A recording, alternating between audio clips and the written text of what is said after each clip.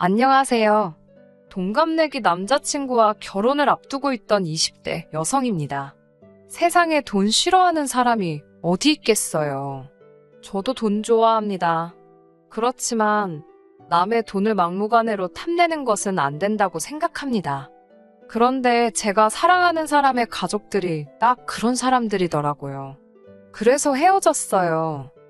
저와 남자친구는 같은 대학교 출신입니다. 같은 해에 같은 전공으로 입학한 동기이긴 한데 처음부터 친해지지는 못했습니다. 저는 조건부 장학생이라고 해서 일정 성적을 유지해야만 해당 학기에 장학금을 받을 수 있었기 때문에 첫 학기부터 좋은 성적을 받아야 한다는 일종의 강박관념에 시달리고 있었어요. 그렇다 보니 돌이켜보면 대부분의 시간을 도서관에서 보내는 재미없는 학생들 중 한 명이었네요. 반면에 남자친구의 경우 옷도 잘 입고 외제차를 끌고 학교에 오는 눈에 띄는 신입생이었습니다. 소문에 의하면 아버지가 무슨 회사 대표라더군요. 저는 원래부터 그런 쪽에는 별로 관심이 없기도 했고 아무튼 서로 친해질 계기 자체가 없었다고 표현하는 게 가장 적절할 것 같습니다. 그러다 2학년 1학기가 끝날 때쯤 저에게 좋은 기회가 생겨서 미국으로 1년간 어학연수를 가게 되었습니다. 미국에서의 생활은 외롭긴 했지만 여러모로 저에게 유익한 시간이었어요. 현지에서 영어를 배우니 하루가 다르게 실력이 느는 게 느껴지더라고요. 귀국하기로 한 날짜가 2주 정도 남았던 무렵 결국 저는 부모님께 1년만 더 있게 해달라고 부탁을 드렸습니다. 나중에 부모님께서 말씀해 주시기를 당시 외동딸인 제가 해외에서 1년 더 공부하고 싶다 하니 기특하기도 하고 걱정스럽기도 하고 몇 날 며칠 밤잠을 설치셨다고 하셨어요. 아무튼 결국 부모님은 제 뜻을 존중해 주셨습니다. 부모님의 응원과 도움으로 저는 미국에서 2년 동안 어학연수를 한 뒤 한국으로 돌아왔습니다. 복학을 하고 나서야 친하게 지냈던 친구들 중 몇몇은 휴학을 했고 또 몇몇은 나름의 계획들이 있어 당장은 학교가 아닌 다른 곳에 가 있다는 사실을 알게 되었습니다. 강의실에 들어가면 대부분 낯선 얼굴들 뿐이니 서운해할 일이 아닌 걸 알면서도 괜히 서운하더라고요. 그렇게 혼자 다니는 일이 잦아지던 무렵 우연한 기회로 남자친구를 마주치게 되었습니다. 남자친구가 먼저 제 이름을 부르며 잘 지냈냐고 묻더라고요. 남자친구가 제 이름을 기억하고 있다는 사실에 살짝 놀랐습니다. 마침 수업이 없었기에 학교 앞 카페에서 잠깐 이야기를 나누게 되었습니다. 알고 보니 제가 휴학을 했던 기간 동안 남자친구 역시 군복무를 하느라 휴학 중이었대요. 그래서인지 남자친구 또한 복학 이후로 저만큼이나 심심한 학교 생활을 하고 있답니다.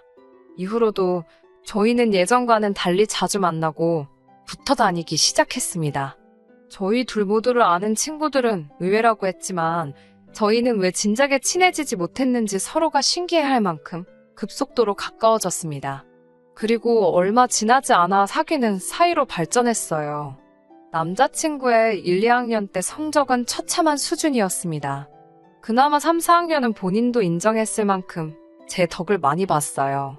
저는 정말 남자친구랑 나란히 안정적인 직장을 갖고 그 후에 둘만의 가정도 꾸리고 싶었습니다. 다행히 저희 둘의 노력과 진심이 통했는지 졸업 후 얼마 지나지 않아 저희 둘 다 비슷한 수준의 중견기업에 나란히 취직을 할 수 있었습니다. 비슷한 수준의 중견기업이라고 표현을 한 이유는 사회적 인식을 기준으로 말씀드린 거예요.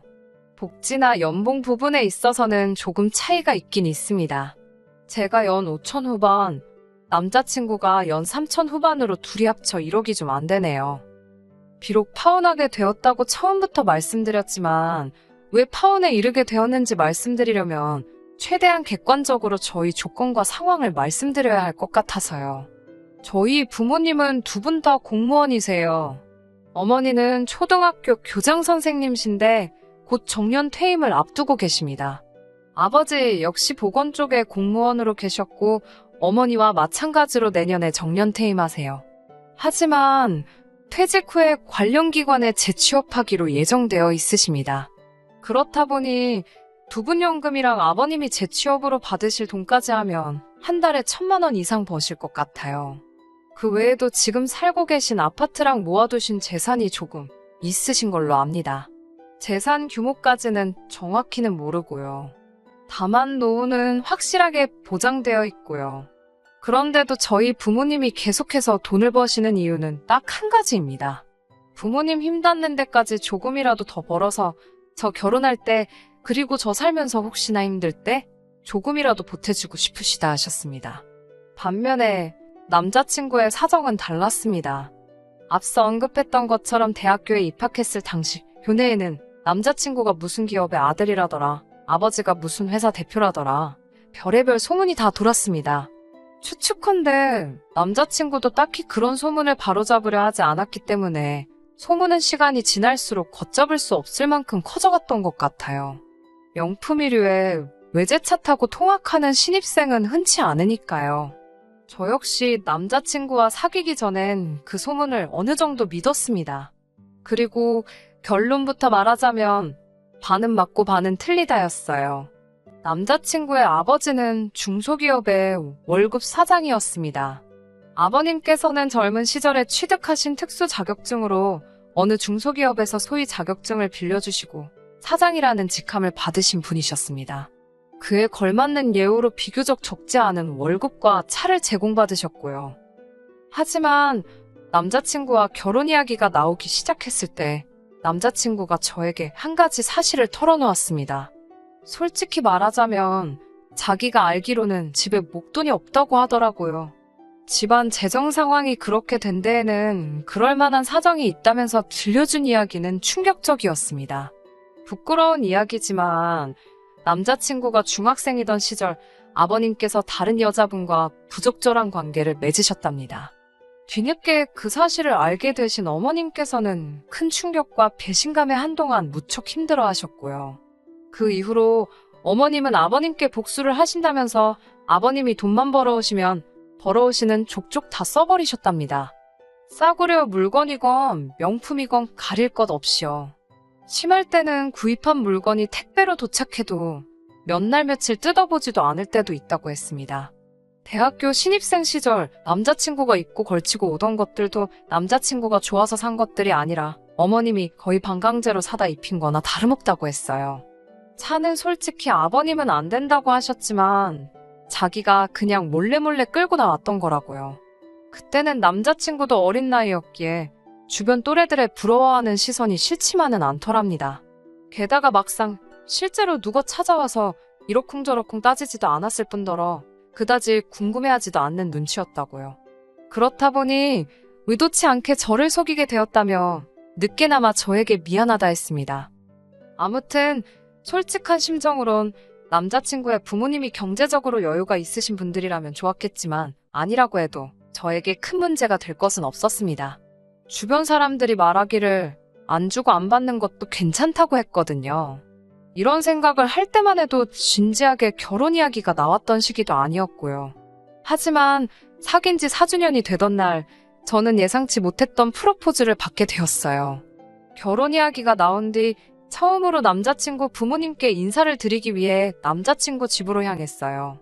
제법 오랜 시간 동안 연애했지만 남자친구 부모님께 인사를 드리는 건 이번이 처음이었습니다. 사실 남자친구가 몇 번이나 어머님 아버님과 식사 자리를 만들어 보려고 노력했던 걸로 알고 있어요. 하지만 그때마다 남자친구보다 8살 많은 누나가 뭐가 그렇게 급해서 안달이냐며 남자친구에게 무안을 준다고 하더라고요. 지난해에도 아버님 생신이라고 해서 간단하게 인사만 드리려고 했는데 또 그 소리를 하더라는 이야기를 듣고는 저도 기분이 좋지만은 않았어요. 남자친구는 누나와 사이가 좋은 편은 아니었습니다. 남자친구의 누나는 질투가 많고 충동적인 성격이라는 게 남자친구의 설명이었어요. 남자친구의 누나는 고등학교 졸업 후 추가 합격으로 운 좋게 그나마 전문대학에 합격하긴 했지만 그나마도 1년을 채 다니지 못하고 가족들과 상의도 없이 때려쳤답니다. 그 이후로 아르바이트를 전전하다 언젠가부터 네일아트를 하겠다며 가게를 차려달라고 그렇게 아버님을 들들 볶았나 봐요. 견디다 못한 아버님이 대출을 받아 가게를 차려주셨는데 가게에서 손님들과 싸울 줄 누가 상상이나 했겠어요? 거기다가 음주운전으로 사고까지 내면서 이런저런 합의금으로 그나마 아버님이 얼마 쥐고 계시던 돈도 다 써버리고 퇴직금까지 미리 갑을 받으셨다는 걸 알았을 때는 남자친구도 정말 화가 나서 돌아버리는 줄 알았대요. 그러니 남자친구의 입장에서도 아무리 피를 나는 형제일지라도 누나가 곱게 보일 리는 없었겠지요. 아무튼 이런 대략적인 상황을 아는 상태에서 남자친구의 식구들을 만나러 가게 되었습니다. 저나 남자친구나 반대 방향이긴 해도 서울에 살고 있었기 때문에 찾아가는 길이 어렵지는 않았어요. 저도 다른 사람들처럼 화과자에 꽃바구니를 준비했습니다. 남자친구의 집은 평범한 30평대 아파트였어요. 도착하니 어머님 아버님께서 반갑게 맞아주셨습니다. 어머님은 당신이 어제 시간이 없어 제대로 준비를 못하셨다며 그냥 있는 반찬이랑 대충 한 끼 먹자고 하셨습니다. 대신 다음에는 더 맛있는 거 먹으러 가자고 하셨어요. 제가 원래 반찬 투정을 하거나 입이 까다로운 사람은 아니에요. 하지만 식탁을 쓱 보니까 국이나 찌개는 고사하고 마른 밑반찬 몇 가지에 계란 후라이가 전부더라고요. 저도 사람인데 당연히 실망했어요. 하지만 밥을 먹으러 온 것도 아니고 가뜩이나 긴장한 상태라서 어차피 무엇을 먹는들 제대로 소화시킬 자신도 없었기에 애써 그러려니 생각하려고 했습니다. 밥 한 숟갈 뜨려는데 어머님하고 아버님 두 분이서 이야기를 시작하시더라고요. 듣자 하니 아버님은 반년 안에 회사를 나오신답니다. 그리고는 반년에서 1년 정도는 쉬시다가 경비일 알아봐야지 그러시는 거예요. 그 이야기를 듣는데 제가 다 걱정이 되었습니다. 짧은 순간이었지만 별의 별 생각이 다 들었거든요. 현역으로 계실 때 결혼식을 올려야 하는데 라는 생각부터 시작해서 요새는 경비일도 구하기 어렵다던데, 그리고 남자친구 말로는 집에 목돈이 하나도 없댔는데 무슨 돈으로 반년이건 1년이건 버티시려고 그러지. 별의별 생각들이 머릿속을 스쳤어요. 하지만 정작 어머님은 아무런 걱정이 없어 보이셨습니다. 저희를 보시더니 애들이 도와주겠지 그러시는데 정말 깜짝 놀랐습니다. 제가 어떻게 도와드리냐고 물었습니다. 사실 처음 인사드리러 간 자리니까 좋은 게 좋은 거라고 일단은 적당히 맞장구를 쳐드릴 수도 있었지만 그랬다가 제 팔자 제가 꼬게 될 수도 있잖아요. 그래서 처음에 인사하러 올 때부터 할 말은 똑바로 해야겠다고 생각하고 왔거든요. 어머님께서는 저를 물끄러미 쳐다보시더니 남자친구 쪽으로 시선을 돌리시고는 그럼 부모가 힘든데 모른 척 할 거냐고, 안 도와줄 거냐고 되물으셨어요. 그래도 내가 지금까지 키워줬는데 당연히 챙겨줘야 되는 게 도리 아니냐고요. 그러면서 제 남자친구는 당신의 노후 대책이고 연금이랍니다. 그러자 남자친구가 난처한 듯 저를 쳐다보더니 어머님께 챙겨드린다고 대답했어요. 남자친구의 대답을 듣고는 솔직히 실망스러웠습니다. 사실 인사드리러 오기 전 저희 둘이 나름대로 결혼하면 어떻게 생활을 할 것인지에 대해서 예산도 짜보고 이야기를 나눴었거든요. 저는 부모님께 도움을 받을 수 있었지만 남자친구가 받을 형편이 안 되니 차라리 양가 도움 없이 각자 모은 돈과 대출로 결혼을 하기로 했어요. 반반 생활비 하는 집도 많다던데 저희는 일단 저축하는 게 제일 큰 목표이기 때문에 네 돈 내 돈 할 것 없이 같이 모으는데 주력하기로 했고요. 명절, 생일을 제외하고는 외식이나 목돈 지출을 자제하자고도 했습니다. 그렇게 해서 5년 안에 저희 두 사람 이름으로 된 집을 사는 게 최종 목표였어요. 그런데 어머님이 한마디 하니까 설령 어머님 기분 맞춰드리려고 별뜻 없이 한 소리라고 해도 저와 한 이야기가 있음에도 불구하고 쉽게 말을 바꾸는 남자친구를 보니 김이 확 새더라고요. 결혼 후에도 어머님과 제 사이에 무슨 일이 생기면 늘 저런 식이지 않을까 하는 걱정도 되었고요. 저는 이렇게 된 거 물어보고 싶은 건 다 물어보고 확실하고 깔끔하게 정리를 해야겠다 싶었습니다. 그리고 마침 이때 남자친구의 누나가 집에 들어왔어요. 한참 대화 중인데 자기도 한 자리 차지하고 앉더라고요. 뒤이어 어머님께서 먼저 저희에게 결혼 준비는 어떻게 할 건지 물어보셨습니다. 어머님께 제가 신뢰가 안 된다면 얼마나 도와주실 수 있냐고 여쭤봤어요. 그러자 남자친구가 말한 대로 어머님께서는 지금 들고 계신 현금 목돈이 하나도 없다고 하셨습니다. 그러면서 또다시 저희 결혼 자금을 도와주시기는커녕 당신 코가 석자랍니다.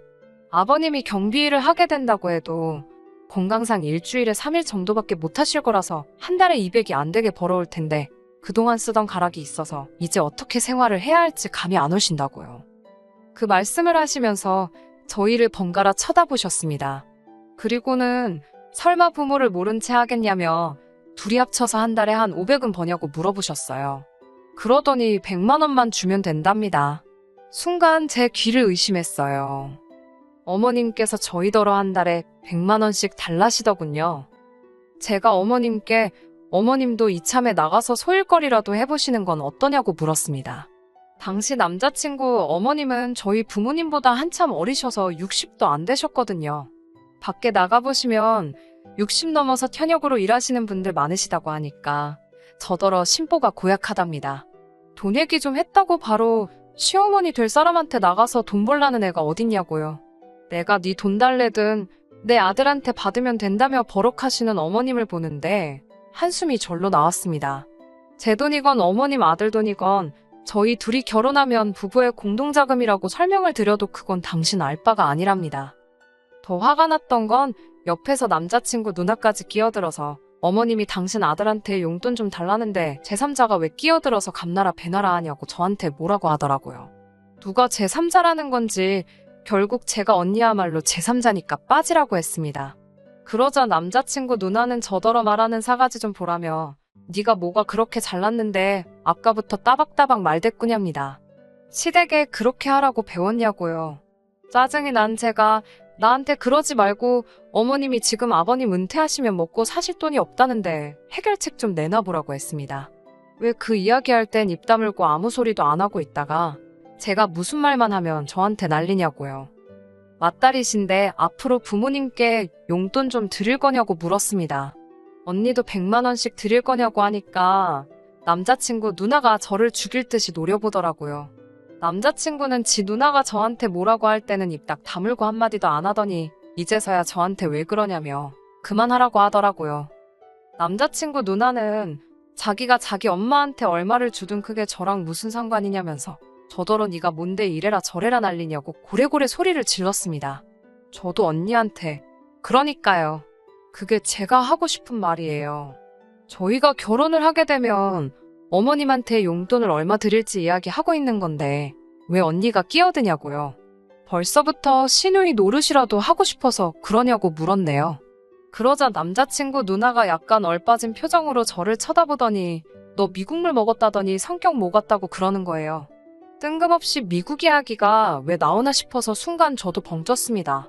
남자친구도 왜인지 놀래서는 자기 누나한테 그 소리를 지금 왜 하냐고 말리더라고요. 그러니까 그 누나가 제 남자친구를 보면서 너 찝찝해 했잖아. 네 여자친구가 너 만나기 전에 미국에서 혼자 살았다고 집에 남자 몇이나 들였을지 모르겠다면서 걱정했잖냐고 소리를 빽빽 지르더라고요. 그 이야기를 듣는데 너무 충격적이었습니다. 연애 초반에 남자친구가 미국 생활은 어땠냐고 몇 번 묻기는 했는데 그냥 괜찮았다고 가볍게 이야기하고 넘겼거든요. 속으로 그런 생각을 하는 줄도 모르고요. 오늘 하루 종일 들었던 그 어떤 말들보다 남자친구의 속내를 알게 된 게 가장 슬프고 속상하고 이 결혼은 못하겠다 싶었습니다. 주섬주섬 제가 사갔던 화과자를 챙기고 자리에서 일어나는데 남자친구가 저를 잡더라고요. 그런 게 아니라면서 한다는 말이 아주 가관이었어요. 요새 여자들이 문제랍니다. 다들 해외만 나가면 외국 남자들하고 어쩌고 저쩌고 내가 사랑했던 남자가 그런 사고방식을 가지고 있었다니 온몸에 소름이 다 끼치는 기분이었어요. 더는 상대도 해주기 싫어서 남자친구한테 돈 많이 벌어서 네 부모나 챙기고 살라고 했어요. 지 방문 밖으로 한 발자국도 나가본 적 없는 여자 만나라고요. 그 와중에 어머님이 제 손에 들린 화과자를 뺏으려 들길래 환불할 거라고 했습니다. 이런 집에 단돈 몇만 원도 쓰기 싫다고요. 어머님은 윗사람들이 몇 마디 듣기 싫은 소리 좀 했다고 이렇게 큰 소리를 내고 예의가 없냐며 결혼 허락 받으러 온 사람 태도가 이게 뭐냐고 저에게 끝까지 뭐라고 하시더라고요. 그런 어머님께 저는 더 드릴 말씀도 없고 오늘 제가 한 행동에 대해서 일말의 후회도 없다고 했습니다. 절대로 대개 아드님보다 제가 뭐 하나 부족한 것도 없고 저희 부모님마저 어머님 아버님보다 여러모로 나으신 분들이라고요. 아드님 앞길 망쳐놓으신 거 두고두고 아드님께 미안해하시면서 사시라고 했습니다. 뒤따라 나온 남자친구는 저에게 정말 미안하다면서 이렇게 가면 어떡하냐고 저를 붙잡았어요. 하지만 남자친구가 그럴수록 이상하리만치 제 마음은 차게 식었습니다. 그리고 이대로 가면 제 속이 화병으로 문드러질 것 같아서 남자친구 가족들에게 덕담 한마디씩 해줬습니다. 남자친구에겐 앞으로 돈 없는 네 부모 연금 노릇하면서 못 빠지게 열심히 살고, 남자친구 누나에겐 나이에 맞게 밥값 좀 하고, 어머님은 남 등골 빼먹을 생각 좀 하지 마시라고요. 아버님은 내내 그냥 먼 산만 보고 계셨고, 제가 보기에도 좀 안쓰러워서 아무 말도 안 했어요. 그 이후로 남자친구는 몇 번이고 저를 찾아왔지만 이미 전후 사정을 다 하셨던 친정부모님께서 이런 식으로 자꾸 오면 곤란하다고 돌려보내셨습니다. 경찰까지 부르는 일은 없게 하자고요. 남자친구는 자기 인생의 진정한 사랑은 저뿐이라면서 언제든 마음이 풀리면 돌아와 달라지만 그럴 일은 없을 거예요. 사람 보는 눈이 없었던 제가 멍청했지만 이제라도 알게 돼서 다행이라고 생각합니다. 지금도 그 말도 했어야 하는데 하고 한마디씩 생각나긴 하는데 그래도 하고 싶은 말 대부분 다 해서 속은 시원하네요. 많이 좋아했고 몇 년을 만났으니 당분간 허전하겠지만 잘 지내보겠습니다. 끝까지 들어주셔서 감사합니다. 오늘의 사연은 여기까지입니다. 구독과 좋아요, 알람 설정 부탁드리고 더 좋은 사연으로 다시 찾아뵙겠습니다. 감사합니다.